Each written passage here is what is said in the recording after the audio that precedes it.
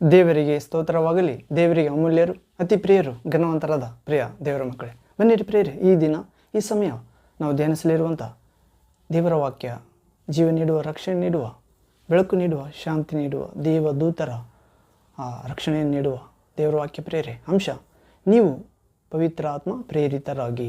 ಹೌದು ಪ್ರಿಯರೇ, ಅಂಶ ನೀವು ಅಥವಾ ನಾವೆಲ್ಲರೂ ಪವಿತ್ರ ಆತ್ಮ ಪ್ರೇರಿತರಾಗಬೇಕಾಗಿದೆ ಪ್ರಿಯರೇ. ಅಂಶ, ಪವಿತ್ರ ಆತ್ಮ ಪ್ರೇರಿತರಾಗಿ. ಈ ವಾಕ್ಯ ಭಾಗವನ್ನು ಆಲಿಸುವ ಮೊದಲು ನಾವು ದೇವರ ಪರಿಶುದ್ಧಾತ್ಮನ, ಯೇಸುವಿನ ಆತ್ಮನ, ತಂದೆಯ ಆತ್ಮನ ಸಹಾಯ, ಶಕ್ತಿ, ಜ್ಞಾನ, ಪ್ರೀತಿ, ಅರ್ಥ ಮಾಡಿಕೊಳ್ಳುವ ಬುದ್ಧಿ ವಿಕಾಸ, ಜ್ಞಾನವನ್ನು ಕೇಳಿಕೊಳ್ಳೋಣ ಪ್ರೇರೆ. ಕೇಳಲಿರುವ ವಾಕ್ಯ ಭಾಗ ನಮ್ಮ ಹೃದಯದಲ್ಲಿ 100ರಷ್ಟು ಫಲ ಕೊಡುವಂತೆ, ಒಳ್ಳೆಯ ನೆಲವಾಗುವಂತೆ ಪ್ರಾರ್ಥಿಸೋಣ. ನನ್ನೊಂದಿಗೆ ಏಕೀಭವಿಸಿ ಪ್ರಾರ್ಥಿಸಿರಿ. ಪ್ರಾರ್ಥನೆ. ತಂದೆಯೇ, ಸರ್ವಶಕ್ತ ದೇವರೇ, ಪರಿಶುದ್ಧನೇ ಪರಿಶುದ್ಧನೇ ಪರಿಶುದ್ಧನೇ, ಆತ್ಮಸ್ವರೂಪನಾದ ದೇವರೇ, ಪ್ರಭುವೇ, ನೀವು ಪವಿತ್ರ ಆತ್ಮ ಪ್ರೇರಿತರಾಗಿ ಎನ್ನುವ ಅಂಶವನ್ನು ಧ್ಯಾನಿಸುವಾಗ ಪ್ರಭುವೇ, ಈ ವಾಕ್ಯ ಭಾಗದ ಮುಖಾಂತರ ಓದುವ, ಕೇಳಲಿರುವ ಎಲ್ಲ ವಾಕ್ಯ ಭಾಗಗಳ ಮುಖಾಂತರ ನಿಮ್ಮ ಪರಿಶುದ್ಧ ಆತ್ಮನೇ, ಯೇಸುವೆ, ನಿಮ್ಮ ಆತ್ಮನೇ ನಮ್ಮೊಂದಿಗೆ ಮಾತನಾಡುವಂತೆ ನಮ್ಮೆಲ್ಲರನ್ನು ವಿಶ್ವಾಸದಲ್ಲಿ, ಪ್ರಾರ್ಥನಾ ಜೀವಿತದಲ್ಲಿ, ಪರಿಶುದ್ಧತೆಯಲ್ಲಿ, ನೀತಿಯಲ್ಲಿ, ದೇವರ ರಾಜ್ಯಕ್ಕಾಗಿ ನೀತಿಗಾಗಿ ಜೀವಿಸುವುದರಲ್ಲಿ, ಸಾಕ್ಷ್ಯ ಕೊಡುವುದರಲ್ಲಿ ನಾವು ಬದುಕುವವರಾಗುವಂತೆ, ಲೋಕಕ್ಕೆ ಬೆಳಕಾಗಿ ಉಪ್ಪಾಗಿ ಅನೇಕ ಆತ್ಮಗಳನ್ನು ರಕ್ಷಿಸಿ ಸತ್ಯದ ಜ್ಞಾನಕ್ಕೆ ತರುವಂತೆ ಬೇಕಾದ ಬೆಳಕಿನ ಕುಂದಿಲ್ಲದ ಎಲ್ಲ ವರದಾನಗಳನ್ನು ನಿಮ್ಮ ಮಕ್ಕಳಾದ ನಮ್ಮೆಲ್ಲರಿಗೆ ಅನುಗ್ರಹಿಸುತ್ತಾ ಬರಬೇಕೆಂದು, ಹೀಗೆ ಶಾಂತಿದಾಯಕ ದೇವರೇ, ಸೈತಾನನನ್ನು ನಿಮ್ಮ ಮಕ್ಕಳಾದ ನಮ್ಮೆಲ್ಲರ ಕಾಲ ಕೆಳಗೆ ಹಾಕಿ ನಿತ್ಯವೂ ನಾಶ ಮಾಡುತ್ತಾ ಬರಬೇಕೆಂದು ಕೇಳಲಿರುವ ವಾಕ್ಯ ಭಾಗಗಳನ್ನು ನಿಮ್ಮ ಮಕ್ಕಳ ಹೃದಯಗಳಲ್ಲಿ 100ರಷ್ಟು ಫಲ ಕೊಡುವಂತೆ, ದೇಹಕ್ಕೆ, ಆತ್ಮಕ್ಕೆ, ಮನಸ್ಸಿಗೆ ಆರೋಗ್ಯ, ಚೈತನ್ಯ, ದೊಡ್ಡ ಜಯ ಅನುಗ್ರಹಿಸಿ ಅಭಿಷೇಕವನ್ನು ದಯಪಾಲಿಸುವಂತೆ ಅನುಗ್ರಹಿಸಬೇಕೆಂದು ಯೇಸು ಕ್ರಿಸ್ತ ಸರ್ವಾಧಿಕಾರ ನಾಮದಲ್ಲಿ ಪ್ರಾರ್ಥಿಸುತ್ತೇವೆ ತಂದೆಯಾದ ದೇವರೇ, ಪರಿಶುದ್ಧನೇ, ಜೀವ ಸ್ವರೂಪನೇ. Amen, amen. Thank you father, thank you Jesus Christ, thank you holy ghost, fire, living water, flow. ಬನ್ನಿರಿ ಪ್ರಿಯರೇ, ಈ ಸಮಯ ನಾವು ಧ್ಯಾನಿಸಲಿರುವ ವಾಕ್ಯ ಭಾಗ ಅಂಶ, ನೀವು ಪವಿತ್ರ ಆತ್ಮ ಪ್ರೇರಿತರಾಗಿ. ನಾವು ಎಫೆಸ ಪತ್ರಿಕೆ 6ನೇ ಅಧ್ಯಾಯದಲ್ಲಿ ನೋಡುತ್ತೇವೆ ಪ್ರಿಯರೇ. Ephesians letter chapter 6 verse 18th word. ಎಫೆಸ ಪತ್ರಿಕೆ 6ನೇ ಅಧ್ಯಾಯ 18ನೇ ವಾಕ್ಯದಲ್ಲಿ ನೋಡುವುದಾದರೆ ಪೌಲನು ಹೇಳುತ್ತಿದ್ದಾನೆ ಪ್ರಿಯರೇ, ಎಫೆಸ ಸಭೆಗೆ, ಕ್ರೈಸ್ತರು ನಡೆಸುವ ಯುದ್ಧದಲ್ಲಿ ದೇವರು ಕೊಡುವ ಸರ್ವಾಯುಧಗಳು ಅವಶ್ಯವಾಗಿವೆ ಎಂದು. ಹೌದು ಪ್ರಿಯರೇ, ಹೌದು ಪ್ರಿಯರೇ, ನಾವು ಎಫೆಸ ಪತ್ರಿಕೆ 6ನೇ ಅಧ್ಯಾಯದಲ್ಲಿ ನೋಡ್ತೇವೆ ಪ್ರಿಯರೇ. 6ನೇ ಅಧ್ಯಾಯ 18ನೇ ವಾಕ್ಯದಿಂದ ಒಂದೇ ವಾಕ್ಯ ಪ್ರಿಯರೇ, 18ನೇ ವಾಕ್ಯ, Ephesians chapter 6 verse 18th word. ಇಲ್ಲಿ ಓದುವುದಾದರೆ, ನೀವು ಪವಿತ್ರ ಆತ್ಮ ಪ್ರೇರಿತರಾಗಿ ಎಲ್ಲ ಸಮಯಗಳಲ್ಲಿ ಸಕಲ ವಿಧವಾದ ಪ್ರಾರ್ಥನೆಯಿಂದಲೂ ವಿಜ್ಞಾಪನೆಯಿಂದಲೂ ದೇವರನ್ನು ಪ್ರಾರ್ಥಿಸಿರಿ. ಇದರಲ್ಲಿ ಪೂರ್ಣ ಸ್ಥಿರಚಿತ್ತರಾಗಿದ್ದು ದೇವಜನರೆಲ್ಲರ ವಿಷಯದಲ್ಲಿ ವಿಜ್ಞಾಪನೆ ಮಾಡುತ್ತಾ ಎಚ್ಚರವಾಗಿರ್ರಿ, ನನಗೋಸ್ಕರ ಸಹ ಪ್ರಾರ್ಥನೆ ಮಾಡಿರಿ ಎಂದು ಎಫೆಸ ಸಭೆಯದವರಿಗೆ ಇಂದು ನಮಗೂ ಕೂಡ ಪೌಲನು ಪವಿತ್ರಾತ್ಮ ಮುಖಾಂತರ ಹೇಳ್ತಿದ್ದಾನೆ ಪ್ರಿಯರೇ. ಕ್ರೈಸ್ತರು ನಡೆಸುವ ಯುದ್ಧದಲ್ಲಿ ದೇವರು ಕೊಡುವ ಸರ್ವಾಯುಧಗಳು ಅವಶ್ಯವಾಗಿವೆ ಎನ್ನುವ ಅಂಶದಲ್ಲಿ ಕರ್ತನನ್ನು, ಆತನ ಅತ್ಯಧಿಕ ಶಕ್ತಿಯನ್ನು ಆಶ್ರಯಿಸಿಕೊಂಡವರಾಗಿ ಬಲಗೊಳ್ಳಿರಿ ಎಂದು ಹೇಳುವ ಮೂಲಕ ಸೈತಾನ ತಂತ್ರೋಪಾಯಗಳನ್ನು ನೀವು ಎದುರಿಸಿ ನಿಲ್ಲುವುದಕ್ಕೆ ಶಕ್ತರಾಗುವಂತೆ ದೇವರು ದಯಪಾಲಿಸುವ ಸರ್ವಾಯುಧಗಳನ್ನು ಧರಿಸಿಕೊಳ್ಳಿರಿ ಎಂದು ಹೇಳುವ ಮೂಲಕ ನಾವು ಹೋರಾಡುವುದು ಮನುಷ್ಯ ಮಾತ್ರದವರ ಸಂಗಡವಲ್ಲ, ರಾಜ್ಯತ್ವಗಳ ಮೇಲೆಯೂ ಅಧಿಕಾರಗಳ ಮೇಲೆಯೂ ಮತ್ತು ಈ ಅಂಧಕಾರ ಲೋಕದ ಅಧಿಪತಿಗಳ ಮೇಲೆಯೂ ಆಕಾಶ ಮಂಡಲದಲ್ಲಿರೋ ದುರಾತ್ಮಗಳ ಸೇನೆಯ ಮೇಲೆ ಹೋರಾಡುವವರಾಗಿದ್ದೀವಿ. ಆದ್ದರಿಂದ ಕಠಿಣ ಯುದ್ಧವು ನಡೆಯುವ ದಿವಸದಲ್ಲಿ ಆ ವೈರಿಗಳನ್ನು ಎದುರಿಸುವುದಕ್ಕೂ, ಅಂದರೆ ಸೈತಾನನ ಆ ಗಣವನ್ನು ಎದುರಿಸುವುದಕ್ಕೂ ಮತ್ತು ಆ ವೈರಿಗಳನ್ನು ಎದುರಿಸುವುದಕ್ಕೂ ಮಾಡಬೇಕಾದೆಲ್ಲವನ್ನು ಮಾಡಿ ಜಯಶಾಲಿಗಳಾಗಿ ನಿಲ್ಲುವುದಕ್ಕೂ ಶಕ್ತರಾಗುವಂತೆ ದೇವರು ದಯಪಾಲಿಸುವ ಸರ್ವಾಯುಧಗಳನ್ನು ಧರಿಸಿಕೊಳ್ಳಿರಿ ಎಂದು ಹೇಳುವ ಮೂಲಕ ಸತ್ಯವೆಂಬ ನಡುಕಟ್ಟನ್ನು ಕಟ್ಟಿಕೊಂಡು, ನೀತಿ ಎಂಬ ವಜ್ರ ಕವಚವನ್ನು ಧರಿಸಿಕೊಂಡು ಮತ್ತು ಸಮಾಧಾನದ ವಿಷಯವಾದ ಸುವಾರ್ತೆಯನ್ನು ತಿಳಿಸುವುದರಲ್ಲಿ ಸಿದ್ಧವಾದ ಮನಸ್ಸೆಂಬ ಕೆರೆಗಳನ್ನು ಮೆಟ್ಟಿಕೊಂಡು ನಿಲ್ಲಿರಿ ಮತ್ತು ನಂಬಿಕೆ ಎಂಬ ಗುರಾಣಿಯನ್ನು ಹಿಡಿದುಕೊಳ್ಳಿರಿ. ಅದರಿಂದ ನೀವು ಕೆಡುಕನ ಅಗ್ನಿಬಾಣಗಳನ್ನೆಲ್ಲ ಆರಿಸುವುದಕ್ಕೆ ಶಕ್ತರಾಗುವಿರಿ. ಇದಲ್ಲದೆ ರಕ್ಷಣೆ ಎಂಬ ಶಿರಸ್ತ್ರಾಣವನ್ನು ಇಟ್ಟುಕೊಂಡು ಪವಿತ್ರಾತ್ಮನು ಕೊಡುವ ದೇವರ ವಾಕ್ಯವೆಂಬ ಕತ್ತಿಯನ್ನು ಹಿಡಿಯಿರಿ ಎಂದು ಪೌಲನು ಎಫೆಸ ಸಭೆಗೆ ಕ್ರೈಸ್ತರು ನಡೆಸುವ ಯುದ್ಧದಲ್ಲಿ ದೇವರು ಕೊಡುವ ಈ ಸರ್ವಾಯುಧಗಳನ್ನು ಧರಿಸಿಕೊಳ್ಳಿರಿ ಎನ್ನುವ ಹೇಳುವ ಮೂಲಕ ಪವಿತ್ರ ಆತ್ಮಭರಿತರಾಗಿ ಎಲ್ಲ ಸಮಯಗಳಲ್ಲಿ ಸಕಲ ವಿಧವಾದ ಪ್ರಾರ್ಥನೆಯಿಂದಲೂ ವಿಜ್ಞಾಪನೆಯಿಂದಲೂ ದೇವರನ್ನು ಪ್ರಾರ್ಥಿಸಿರಿ.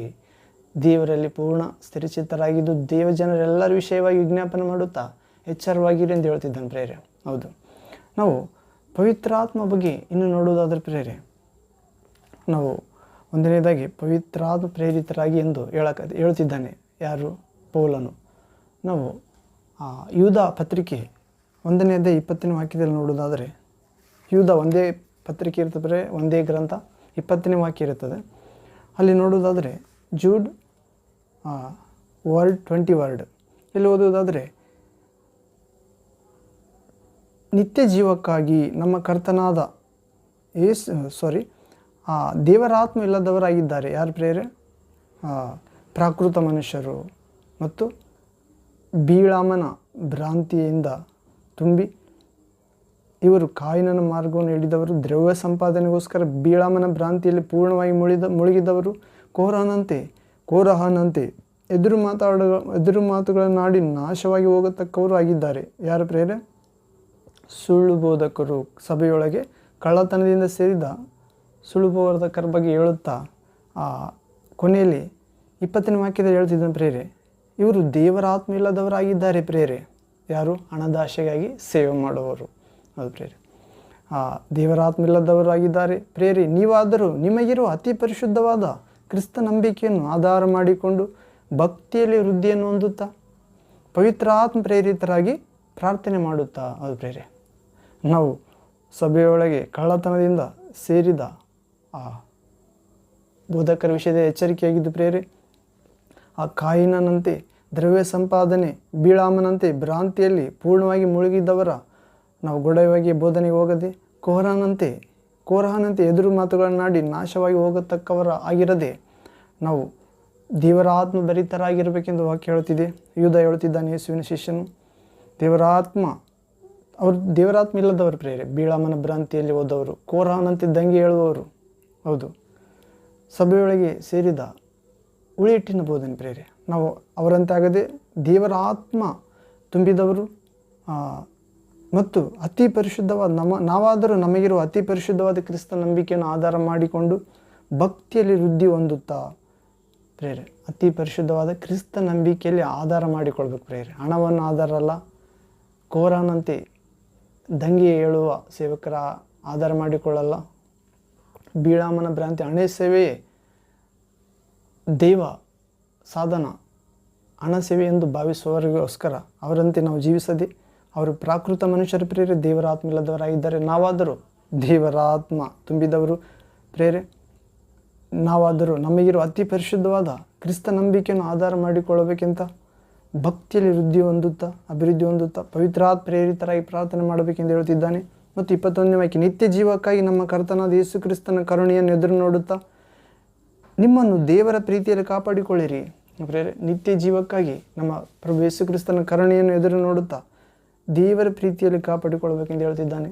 ಸಂದೇಹ ಪಡುವ ಕೆಲವರಿಗೆ 22ನೇ ವಾಕ್ಯ 23ನೇ ವಾಕ್ಯ, ಸಂದೇಹ ಪಡುವ ಕೆಲವರಿಗೆ ಕರುಣೆಯನ್ನು ತೋರಿಸಿರಿ. ಅದು ಪ್ರೇರೆ, ದೇವರು ನನ್ನ ಪ್ರಾರ್ಥನೆ ಕೇಳುತ್ತಿದ್ದಾನೆ ಇಲ್ಲವಾ, ದೇವರು ನನ್ನನ್ನು ಮರೆತಿದ್ದಾನೆ ಎಂದು ದೇವರಿಂದ ದೂರ ಹೋಗುವ, ದೇವರಿಗೆ ವಿರುದ್ಧವಾಗಿ ಮಾತಾಡುವ ಕೆಲವರಿಗೆ, ಸಂದೇಹ ಪಡುವವರಿಗೆ ಕರುಣೆಯನ್ನು ತೋರಿಸುತ್ತಾ ಅವರನ್ನು ಬೆಂಕಿಯಿಂದ ಬಾಯೊಳಗಿಂದ ಎಳೆದುಕೊಂಡು ರಕ್ಷಿಸಿರಿ. ಕೆಲವರನ್ನು ಭಯಯುಕ್ತವಾಗಿ ಕರುಣಿಸಿರಿ. ಹೌದು ಪ್ರೇರೆ, ಎಳ್ಕೊಂಡು ರಕ್ಷಿಸುವಾಗ, ಬೋಧನೆ ಹೇಳುವಾಗ, ಯೇಸುವಿನ ಬಳಿಗೆ ಬನ್ನಿ ಅಥವಾ ಒಳ್ಳೆಯ ದೇವರಿಂದ ಹೇಳುವಾಗ, ಅವರಿಗಾಗಿ ಪ್ರಾರ್ಥಿಸುವಾಗ ಭಯದಿಂದ ನಾವು ಕೆಲವರನ್ನು ಭಯಯುಕ್ತವಾಗಿ ಕರುಣಿಸ್ಬೇಕಂತ ಪ್ರೇರೆ. ಯಾಕಂದರೆ ಅವರು ಮೈಯೆಲ್ಲ ಯೇಸುವಿನ ನಂಬಿದರೂ ಕೂಡ ವಾಕ್ಯ ಪ್ರಕಾರ ನಡೆಯದೆ ಆಚಾರ ಸಂಬಂಧವಾಗಿ ನಾನು ಇದನ್ನು ಮಾಡುತ್ತೇನೆ, ದೇವರು ಅದು ಮಾಡಬೇಕೆಂದು ಅವರು ಆಚಾರ ಸಂಬಂಧವಾಗಿ ನಂಬುತ್ತಿರ್ತಾರೆ. ಆದ್ದರಿಂದ ಅವರ ಅಜ್ಞಾನದ ಭಕ್ತಿಗೆ ನಾವು ಮೋಸ ಹೋಗದೆ ಭಯಯುಕ್ತರಾಗಿ ಅವರನ್ನು ಬೆಂಕಿಯ ಒಳಗಿಂದ ಎಳ್ಕೊಂಡು ರಕ್ಷಿಸಬೇಕು ಪ್ರೇರೆ. ಕೆಲವರನ್ನು ಹೊಲಸು ನಡತೆಯಿಂದ ಮೈಲಿಗೆ ಆದ ಅವರ ಅಂಗಿಯನ್ನು ಅಸಹಿಸಬೇಕೆಂದು ಹೇಳ್ತಿದ್ದಾನೆ. ಹೊಲಸು ನಡತೆಯಿಂದ ಮತ್ತು ಮೈಲಿಗೆ ಆದ ಅವರ ಅಂಗಿಯನ್ನು ಅಸಹಿಸಿಕೊಳ್ಳಬೇಕು ಪ್ರೇರೆ. ಯಾರು ಪ್ರೇರೆ? ಬೀಳಾಮನ ಮಾರ್ಗವನ್ನು, ಕಾಯಿನನ ಮಾರ್ಗವನ್ನು ಹಿಡಿದವರ ಮಾತು ಕೇಳಿ ವಿಶ್ವಾಸ ಭ್ರಷ್ಟರಾದವರನ್ನು ನಾವು ಬೆಂಕಿಯೊಳಗಿಂದ ರಕ್ಷಿಸಬೇಕಾಗಿದೆ. ಭಯಯುಕ್ತರಾಗಿ ಕರುಣಿಸಬೇಕಾಗಿದೆ. ಹೊಲಸು ನಡತೆಯಿಂದ ಮೈಲಿಗೆಯಾದ ಅವರ ಅಂಗಿಯನ್ನು ಅಸಹಿಸಬೇಕಾಗಿದೆ. ಹೌದು ಪ್ರಿಯರೇ, ದೇವರೇ ನನ್ನನ್ನು ಶುದ್ಧ ಮಾಡುತ್ತಾನೆ. ನನಗೆ ಅಸಾಧ್ಯ ಇದು. ಪಾಪಿಗಳಿಗೋಸ್ಕರ ಯೇಸು ಬಂದಿದ್ದಾನೆ.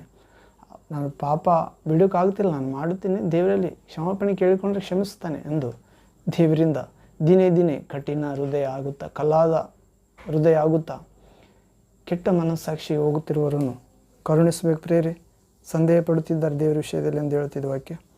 ಮೈಲಿಗೆ ಆದವರ ಅಂಗಿಯನ್ನು ಅಸಹಿಸಬೇಕಾಗಿದೆ. ನಾವು ಕೆಲವೊಂದು ದೇವ ಸೇವಕರನ್ನು ನೋಡ್ತಿರ್ತೇವೆ, ಅವರು ಬಿಡುಗಡೆಯ ವರವನ್ನು ಹೊಂದಿರ್ತಾರೆ ಪ್ರಿಯರೇ. ಅಂದರೆ ಯೇಸು ಅಧಿಕಾರ ಕೊಟ್ಟಂತೆ ಶಿಷ್ಯರಿಗೆ ದೆವ್ವಗಳನ್ನು ಬಿಡಿಸಲು, ರೋಗ ಗುಣ ಮಾಡಲು. ಕೆಲವರು ದೆವ್ವಗಳಿಂದ ಪೀಡಿತರಾಗಿ ಪಾಪಕ್ಕೆ ಅಭ್ಯಾಸ ಆದಾಗ ಅವರನ್ನು ಬಿಡುಗಡೆ ಮಾಡುವ ಸೇವಕರು ಕಾಲಿನಿಂದ ಅವರನ್ನು ಮಾತಾಡಿಸ್ತಿರ್ತಾರೆ. ಕಾಲಿನಿಂದ ಮುಟ್ಟಿ ಗುಣಪಡಿಸ್ತಿರ್ತಾರೆ. ಕಾರಣ ಅದು ಹೊಲಸಾದ ನಡತೆಯಿಂದ ಮೈಲಿಗೆಯಾದ ಶರೀರ ಅವರ ಅಂಗಿ.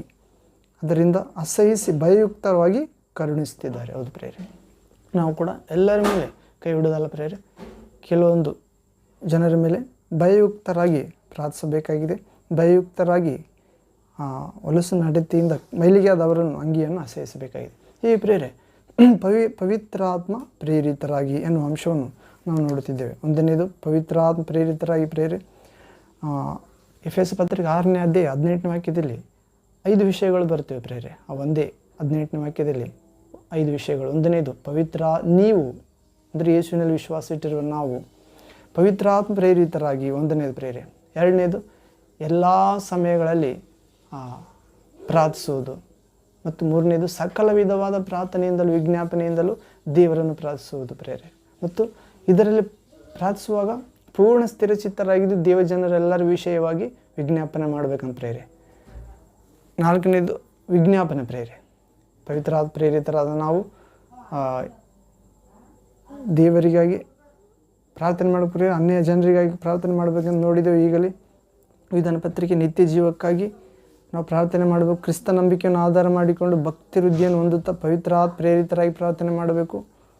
ಮತ್ತು ಯೇಸು ಕ್ರಿಸ್ತನ ಕರುಣೆಯನ್ನು ಎದುರು ನೋಡುತ್ತಾ ನಮ್ಮನ್ನು ದೇವರ ಪ್ರೀತಿಯಲ್ಲಿ ಕಾಪಾಡಿಕೊಳ್ಳಬೇಕು. ಸಂದೇಹ ಪಡುವ ಕೆಲವರನ್ನು ಕರುಣೆಯನ್ನು ತೋರಿಸಬೇಕು. ಬೆಂಕಿಯೊಳಗಿಂದ ಎಳಕೊಂಡು ರಕ್ಷಿಸಬೇಕು. ಕೆಲವರನ್ನು ಭಯಯುಕ್ತರಾಗಿ ಕರುಣಿಸಬೇಕು. ಹೊಲಸು ನಡತೆಯಿಂದ ಮೈಲಿಗೆ ಆದವರ ಅಂಗಿಯನ್ನು ಅಸಹಿಸಬೇಕು ಪ್ರೇರೆ.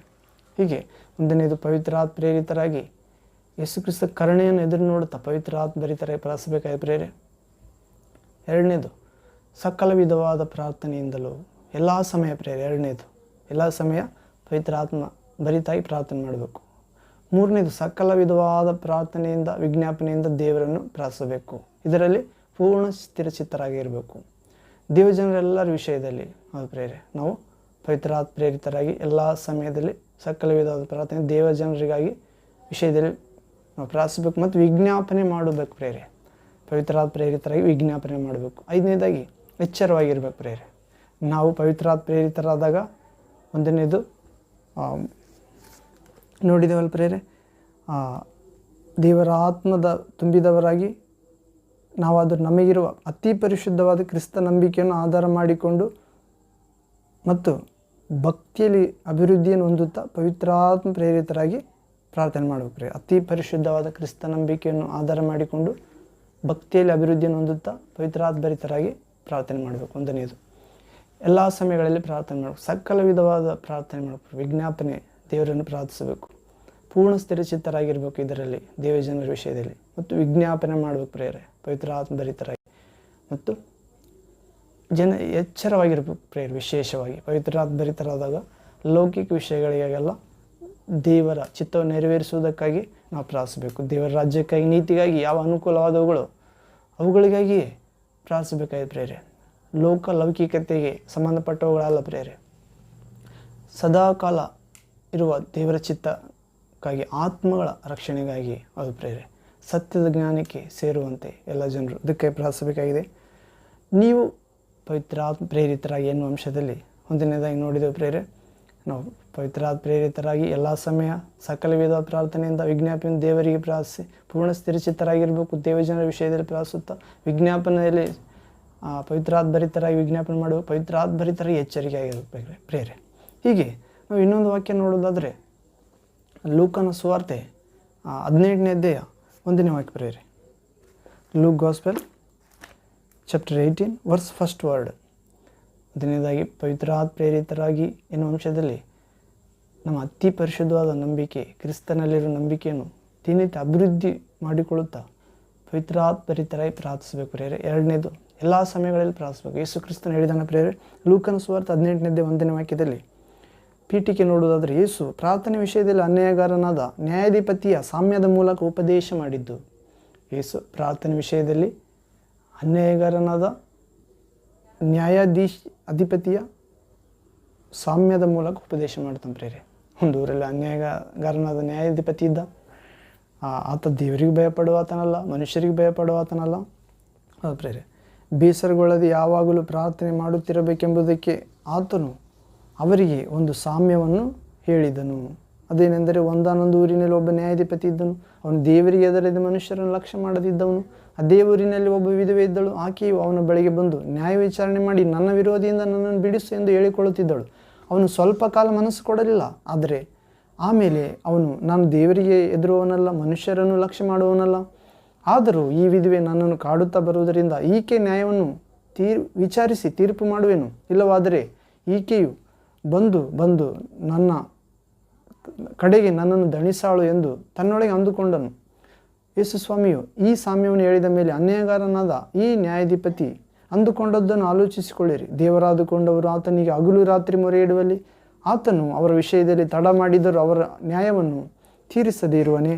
ಅವರಿಗೆ ಬೇಗ ನ್ಯಾಯ ತೀರಿಸುವನೆಂದು ನಿಮಗೆ ಹೇಳುತ್ತೇನೆ. ಹೀಗಿದ್ದರೂ ಮನುಷ್ಯ ಕುಮಾರನು ಬಂದಾಗ ಭೂಮಿಯ ಮೇಲೆ ನಂಬಿಕೆಯನ್ನು ಕಾಣುವನು ಅಂದನು. ಅದು ಪ್ರೇರೆ. ಅಲ್ಲಿ ಯೇಸು ಪ್ರಾರ್ಥನೆ ವಿಷಯದಲ್ಲಿ ಅನ್ಯಾಯಗಾರನಾದ ನ್ಯಾಯಾಧೀಶನ ವಿಷಯವಾಗಿ ಸಾಮ್ಯದ ಮುಖಾಂತರ ಉಪದೇಶ ಮಾಡ್ತಾನೆ ಪ್ರೇರೆ. ಅಂದರೆ ಆ ವಿಧವೆಯಂತೆ ನಾವು ಕೂಡ ದೇವರ ಬಳಿಗೆ ಪ್ರಾರ್ಥನೆಯಲ್ಲಿ ಯೇಸು ನಾಮದಲ್ಲಿ ಪ್ರಾರ್ಥಿಸಬೇಕಾಗಿದೆ ಪ್ರೇರೆ. ಸದಾ ಪ್ರಾರ್ಥಿಸಬೇಕಾಗಿದೆ. ಹರ್ಷಚಿತ್ತರಾಗಿ ಪ್ರಾರ್ಥಿಸಬೇಕಾಗಿದೆ. ಎಡಬಿಡದೆ ಬೇಸರಗೊಳ್ಳದೆ ಪ್ರಾರ್ಥನೆ ಮಾಡುತ್ತಿರಬೇಕೆಂಬುದಕ್ಕೆ ಈ ಉದಾಹರಣೆ ಹೇಳಿದ್ದಾನೆ ಪ್ರೇರೆ. ದೇವರು ಆದುಕೊಂಡವರು ಹಗಲು ರಾತ್ರಿ ಪ್ರಾರ್ಥನೆ ಮಾಡ್ತಾರಂತ ಪ್ರೇರೆ. ಆದರೂ ತಡ ಮಾಡಿದರೂ ಅವರಿಗೆ ಬೇಗನೆ ನ್ಯಾಯ ತೀರಿಸುವನೆಂದು ನಾನು ನಿಮಗೆ ಹೇಳುತ್ತೇನೆಂದು ಯೇಸು ಹೇಳಿದ್ದಾನೆ ಪ್ರೇರೆ. ದೇವರು ನಮ್ಮ ದೃಷ್ಟಿಯಲ್ಲಿ ತಡ, ಆದರೆ ದೇವರ ದೃಷ್ಟಿಯಲ್ಲಿ ಬೇಗನೆ ಅಂತ ಪ್ರೇರೆ. ಹೌದು. ಹೀಗೆ ನಾವು ಪವಿತ್ರಾತ್ಮ ಪ್ರೇರಿತರಾಗಿ ಇರುವಾಗ ಬೇಸರಗೊಳ್ಳದೆ ಪ್ರಾರ್ಥಿಸ್ತೇವೆ ಪ್ರೇರೆ, ಮತ್ತು ದೇವರಾದುಕೊಂಡವರಂತೆ ಪ್ರಾರ್ಥಿಸುತ್ತೇವೆ, ಮತ್ತು ದೇವರಿಗೆ ಹೆದರುತ್ತೇವೆ, ಮನುಷ್ಯರನ್ನು ಪ್ರೀತಿಸುತ್ತೇವೆ. ಹೌದು ಪ್ರೇರೆ.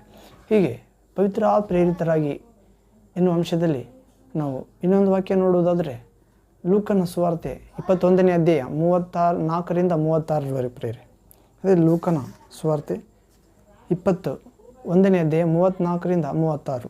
ಇಲ್ಲಿ ಓದುವುದಾದರೆ, ನಿಮ್ಮ ವಿಷಯದಲ್ಲಿ ಜಾಗರೂಕರಾಗಿರಿ. ಅತಿ ಭೋಜನದ ಮದಡಿನಿಂದಲೂ ಅಮಲಿನಿಂದಲೂ ಪ್ರಪಂಚದ ಚಿಂತೆಗಳಿಂದಲೂ ನಿಮ್ಮ ಹೃದಯಗಳು ಭಾರವಾಗಿರಲಾಗಿ ಆ ದಿವಸವು ನಿಮ್ಮ ಮೇಲೆ ಉರುಳಿನಂತೆ ಫಕ್ಕನೆ ಬಂದಿತು. ಆ ದಿವಸವು ಭೂನಿವಾಸಿಗಳೆಲ್ಲರ ಮೇಲೆ ಬರುವುದು. ಆದರೆ ಬರುವುದಕ್ಕಿರುವ ಇವೆಲ್ಲವುಗಳೊಳಗಿಂದ ತಪ್ಪಿಸಿಕೊಳ್ಳುವುದಕ್ಕೂ ಮನುಷ್ಯ ಕುಮಾರನ ಮುಂದೆ ನಿಂತುಕೊಳ್ಳುವುದಕ್ಕೂ ನೀವು ಪೂರ್ಣ ಶಕ್ತರಾಗುವಂತೆ ಎಲ್ಲ ಕಾಲದಲ್ಲಿಯೂ ದೇವರಿಗೆ ವಿಜ್ಞಾಪನೆ ಮಾಡಿಕೊಳ್ಳುತ್ತಾ ಎಚ್ಚರವಾಗಿರ್ರಿ. ಪ್ರೇರೆ. ನೀವು ಪವಿತ್ರಾತ್ಮ ಪ್ರೇರಿತರಾಗಿರುವಾಗ ಎಲ್ಲ ಸಮಯಗಳಲ್ಲಿ ಬೇಸರಗೊಳ್ಳದೆ ಪ್ರಾರ್ಥಿಸ್ತೇವೆ ಪ್ರೇರೆ.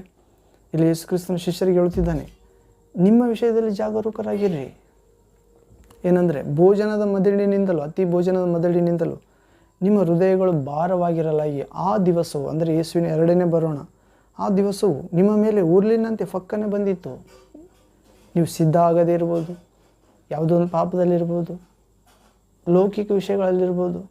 ಆಗ ಉರುಳಿನಂತೆ ಫಕ್ಕನೆ ಬಂದಿತ್ತು. ಆ ದಿವಸವು ಭೂನಿವಾಸಿಗಳೆಲ್ಲರ ಮೇಲೆ ಬರುವುದು.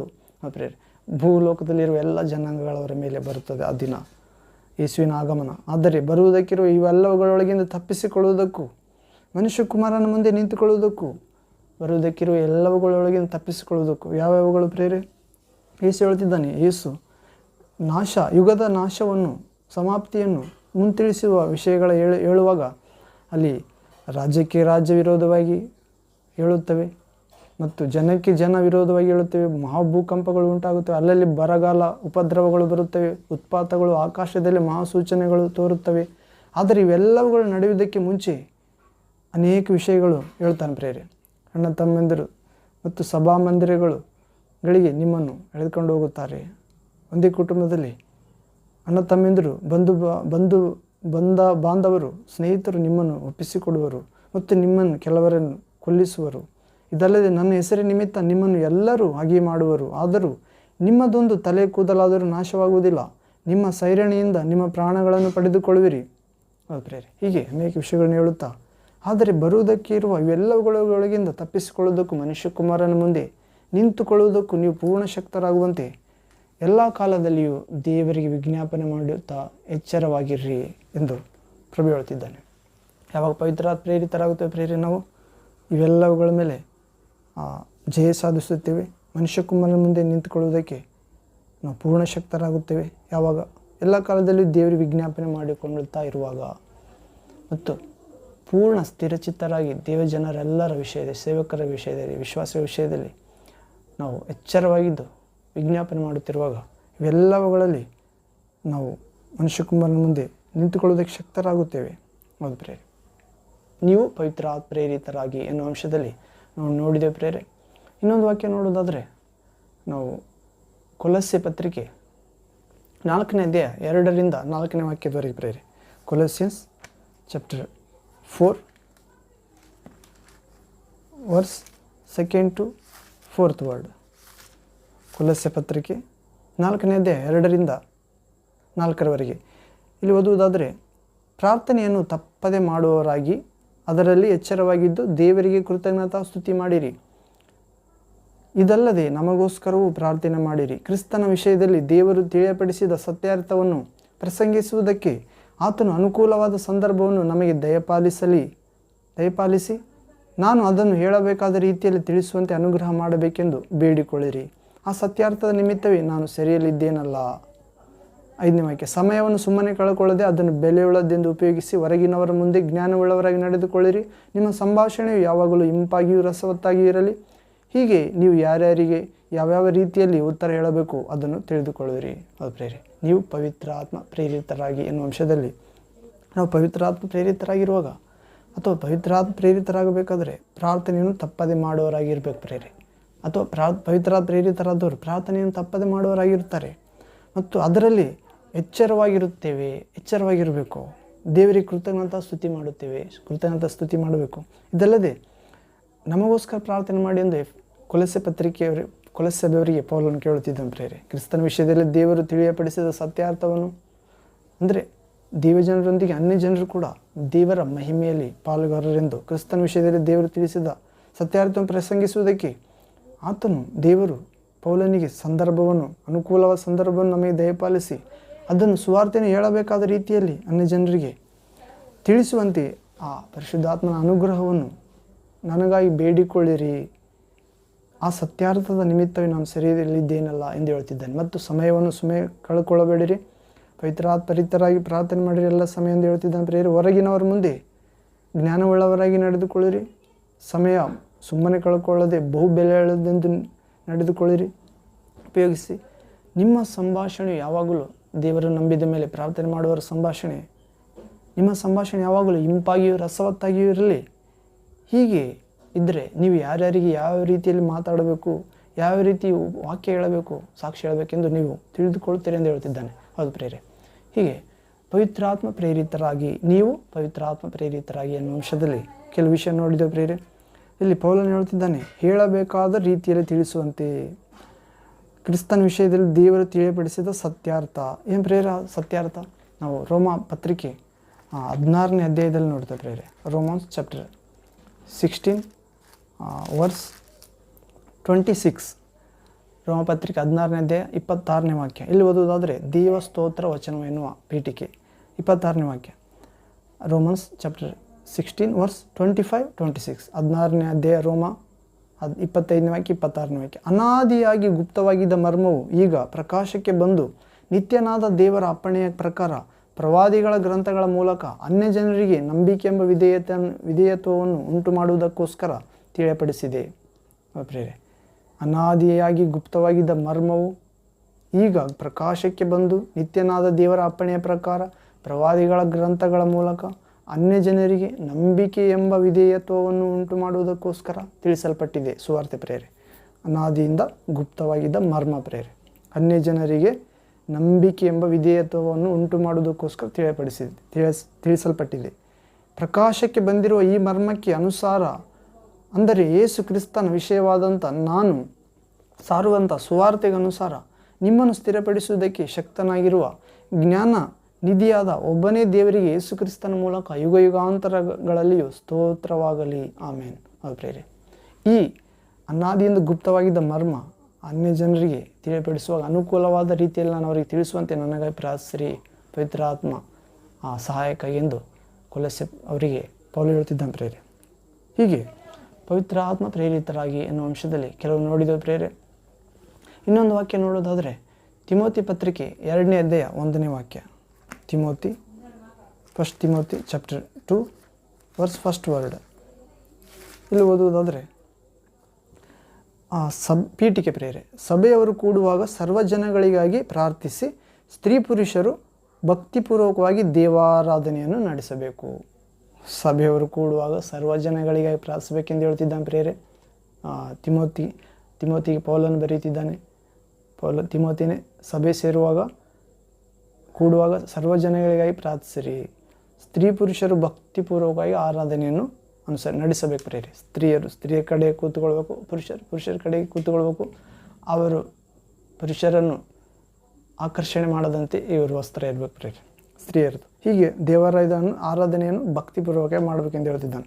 ಹೀಗೆ ತಿಮೋತಿ ಪತ್ರಿಕೆ 2ನೇ ಅಧ್ಯಾಯ 1ನೇ ವಾಕ್ಯ ನೋಡೋದಾದರೆ ಎಲ್ಲದಕ್ಕಿಂತ ಮೊದಲು ಮನುಷ್ಯರೆಲ್ಲರಿಗೋಸ್ಕರ ದೇವರಿಗೆ ವಿಜ್ಞಾಪನೆಗಳನ್ನು, ಪ್ರಾರ್ಥನೆಗಳನ್ನು, ಮನವಿಗಳನ್ನು, ಕೃತಜ್ಞತಾ ಸ್ತುತಿಗಳನ್ನು ಮಾಡಬೇಕೆಂದು ಬೋಧಿಸುತ್ತಿದ್ದೇನೆ.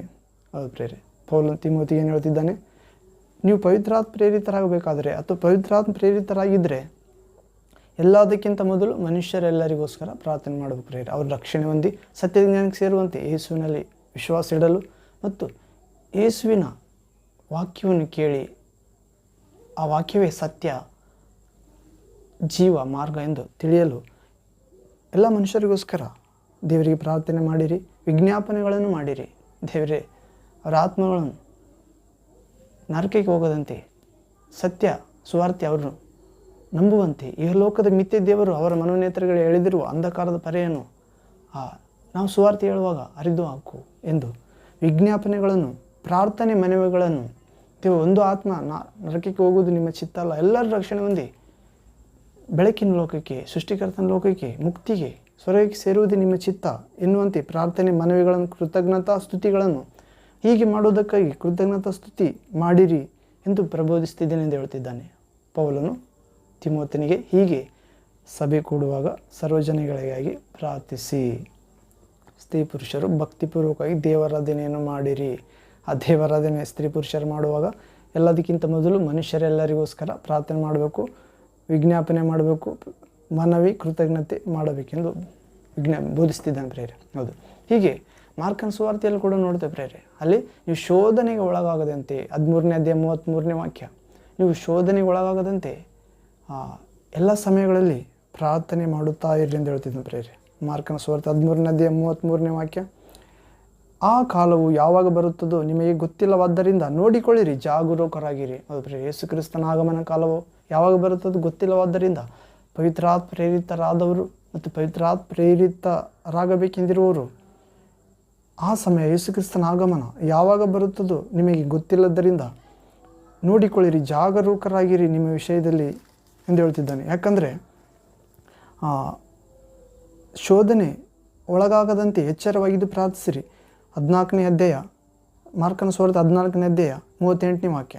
Mark gospel chapter 14 verse 38th word. ಶೋಧನೆಗೆ ಒಳಗಾಗದಂತೆ ಎಚ್ಚರವಾಗಿದ್ದು ಪ್ರಾರ್ಥಿಸಿರಿ, ಮನಸ್ಸು ಸಿದ್ಧವಾಗಿದೆ ಸರಿ, ಆದರೆ ದೇಹಕ್ಕೆ ಬಲ ಸಾಲದು ಎಂದು ಹೇಳಿದನು. ಅದು ಪ್ರೇರೆ ಶೋಧನೆ ಒಳಗಾಗದಂತೆ ಎಚ್ಚರವಾಗಿದ್ದು ಪ್ರಾರ್ಥಿಸೋಣ, ಮನಸ್ಸು ಸಿದ್ಧವಾಗುವಂತೆ, ದೇಹಕ್ಕೆ ಬಲ ದೊರಕುವಂತೆ ಯೇಸು ನಾಮದಲ್ಲಿ ತಂದೆ ತನ್ನ ಪರಿಶುದ್ಧ ಆತ್ಮನ ಅಗ್ನಿಯಿಂದ, ಜೀವಜಲದಿಂದ, ನೂತನ ವರಫಲ ಆಯುಧಗಳಿಂದ ಬೆಳಕಿನ ತುಂಬಲಿ. ಆಮೇನ್ ಆಮೇನ್. ಪ್ರೇರ ವಾಕ್ಯ ಭಾಗವನ್ನು ಮುಕ್ತ ಮಾಡಿಕೊಳ್ಳೋದು ಮೊದಲು ಪ್ರಾರ್ಥನೆ ಮಾಡಿ ಮುಕ್ತ ಮಾಡಿ. ಪ್ರಾರ್ಥನೆ. ನನಗೆ ಏಕೀಭವಿಸಿರಿ. ಪ್ರಾರ್ಥನೆ. ತಂದೆಯೇ, ಸರ್ವಶಕ್ತ ದೇವರೇ, ಪರಿಶುದ್ಧನೆ ಪರಿಶುದ್ಧನೆ ಪರಿಶುದ್ಧನೆ, ಜೀವ ಸ್ವರೂಪನೆ ದೇವ, ಕೇಳಿದ ವಾಕ್ಯ ಭಾಗಗಳನ್ನು ನಮ್ಮ ಹೃದಯದಲ್ಲಿ ನೆಲೆಸುವಂತೆ ಫಲ ಕೊಡುವರಾಗುವಂತೆ ಶಾಶ್ವತ ನಿತ್ಯ ಜೀವ ಪಡೆಯುವಂತೆ ಅನುಗ್ರಹಿಸ್ತಾರೆ. ಯೇಸು ಕ್ರಿಸ್ತ ನಾಮದಲ್ಲಿ ಪ್ರಾರ್ಥಿಸುತ್ತೇವೆ ತಂದೆ, ಆಮೆನ್.